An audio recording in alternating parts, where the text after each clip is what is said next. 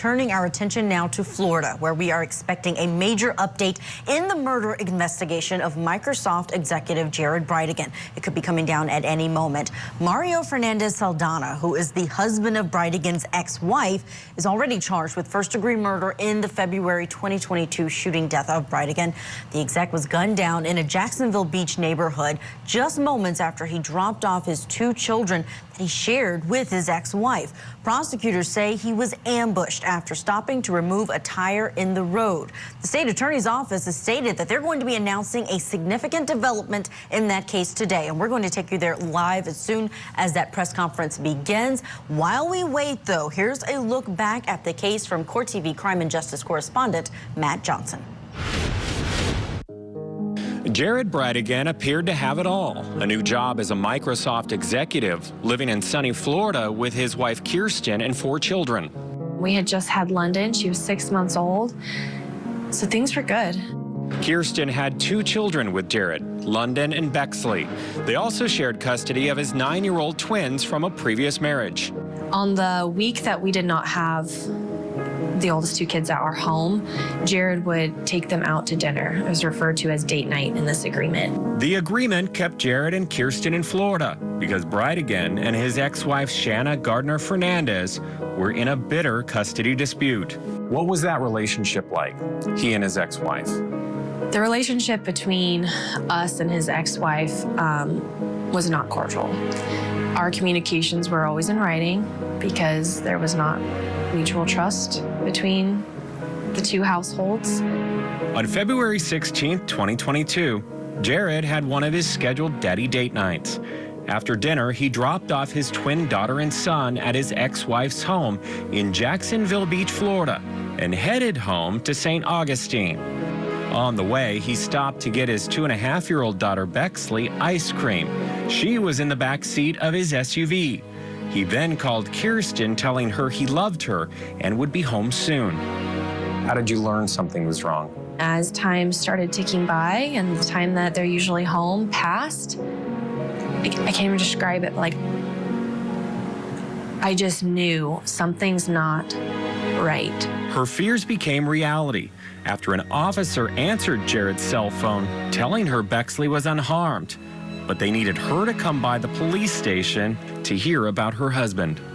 They later on that night told me that he had been shot. Where did this happen? Because he usually gets in the car and just drives home. I had talked to him. Jared was not a victim of any robbery gone wrong or carjacking. Police say he was the victim of a targeted attack on a one-way road he traveled often. Jared came across a tire police say was intentionally placed right here in the middle of the road in the sanctuary neighborhood of Jacksonville Beach, Florida.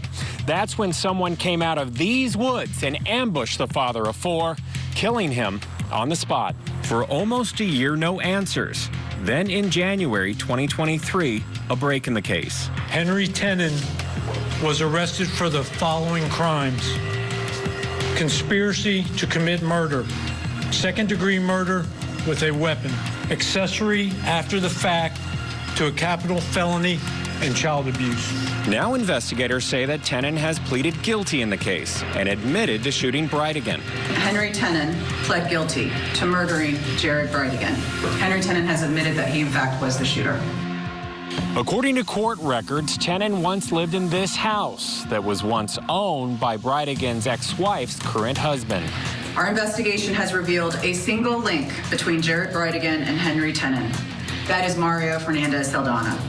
And now investigators have charged that husband, Mario Fernandez Saldana, with first-degree murder. And the grand jury has returned an indictment charging Fernandez Saldana with first-degree murder.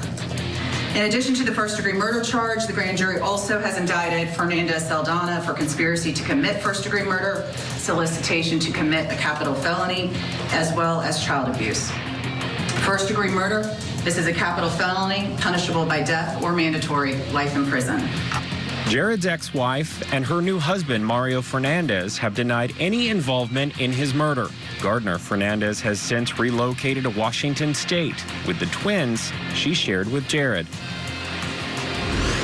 And joining me now to discuss this case, Court TV crime and justice correspondent Matt Johnson. Also in St. Paul, Minnesota, criminal defense attorney and former prosecutor Jack Rice. And in Atlanta, criminal defense attorney Josh Schiffer. So good to have you all on as we are waiting to see what this prosecution is going to say. Matt, let me start with you. Every time that we've heard a press conference being announced with the same term, development in the case, it's been something major and it's been an arrest. What do you think it may be today? Well, I think that we're going to hear more details about Henry Tenon and what information he has been providing. Because again, Julia, he has pled not guilty in this case, and he said that he will willfully and honestly testify against any co-conspirators.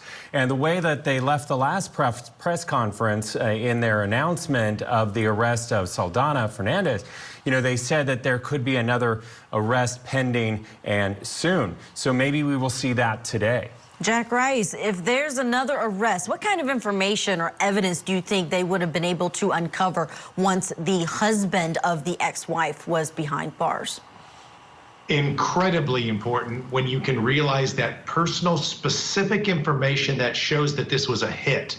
Because what you're really looking for is contemplate where it is that this man was actually murdered and who would have known about it, who specifically would have known where he was going, when he was going there, and the ability to reach. This really supports a very slow, methodical approach from the police as they arrest and then they say, who are your connections? How are those people connected to the potential murdered victim? And then you work your way out like throwing a small rock into a pond and watch that just roll outwards. And that's exactly what they did in this case. In the rolling outwards of this case, Josh Schiffer, what other charges would you anticipate could be coming down the pipe? I know we already have first-degree murder. Second-degree murder is what the alleged hitman is going to plead guilty to. But talk to me about what other crimes or charges could be coming down.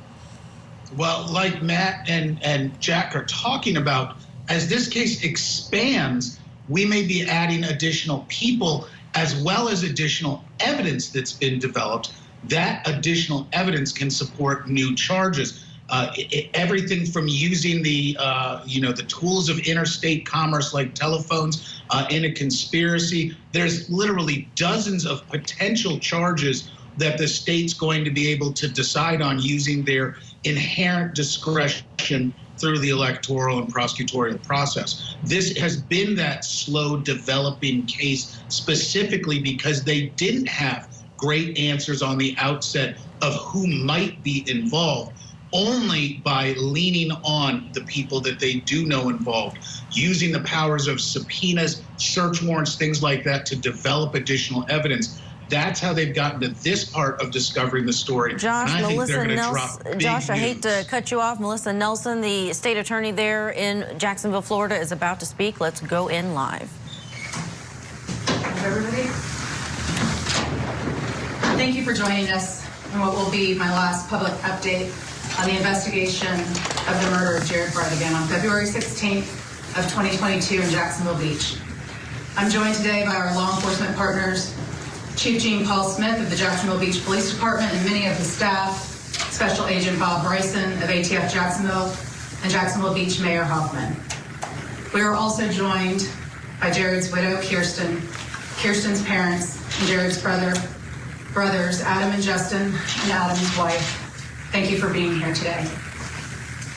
We promised at the outset of this investigation we would not relent until we uncovered the truth of Jared's murder, the whole and entire truth. This morning, a Fourth Circuit grand jury indicted Shanna Gardner for first-degree murder, conspiracy to commit first-degree murder, solicitation to commit first-degree murder, and child abuse, all related to the murder of Jared BRIDEGAN, Shanna's ex-husband. Gardner was arrested shortly after and taken into custody by ATF Washington Field Division agents in West Richland, Washington. Gardner will be extradited to Duval County to face these charges. We will be filing a notice of our intent to seek the death penalty, as we have also done in the case of Mario Fernandez. I cannot stress enough the extraordinary commitment and teamwork of the folks on the stage with me today, the Jacksonville Beach detectives, ATF agents, and our prosecutors in this case. While too many to name, I would like to personally commend some folks. Chief Smith, Jacksonville Beach Detectives Chris Johns and Jason Lamont, ATF Special Agent Bryson and his team of special agents and intelligence analysts at ATF Jacksonville office, including Lindsay Butler, Alyssa Simmons, and Nick Stengel. And our prosecution team, led by Assistant State Attorney Christina Stifler, including Lee Wingard, Homicide Director Alan Mizrahi, Chief Assistant Lee Hutton, and First Assistant Stephen Siegel, and our victim advocate, Mackenzie Roden. This investigation has uncovered the truth of Jared's murder. Henry Tennant did not act alone, Mario Fernandez did not plan alone, and Shanna Gardner's indictment acknowledges her central and key role in the cold, calculated, and premeditated murder of Jared BRIDEGAN. We will provide copies of the indictment, and all other evidentiary details and information will be provided during the discovery process. Thank you all for being here today and providing the public of this development.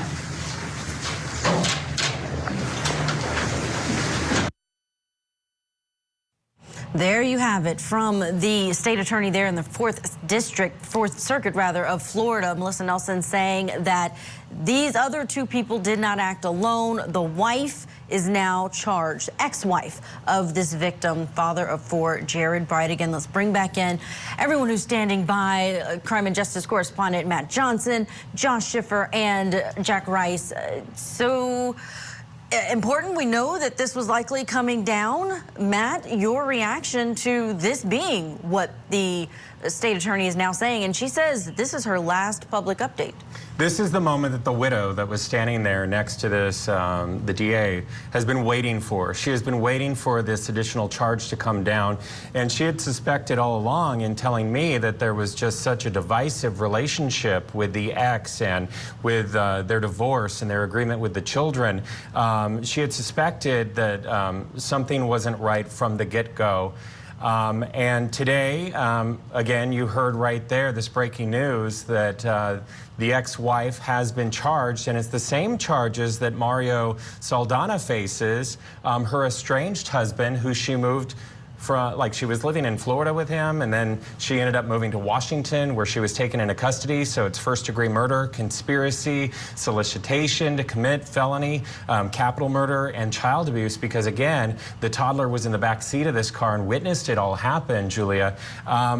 Not a surprise here, but a resolution, and now it's the next steps. And it was really poignant that she said that this is her last update. So no more updates until we're in court on this one.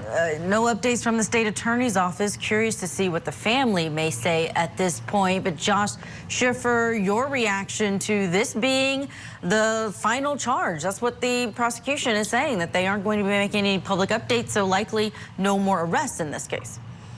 I love the confidence in the state's attorney and starting off the press conference with that. This is going to be my final announcement.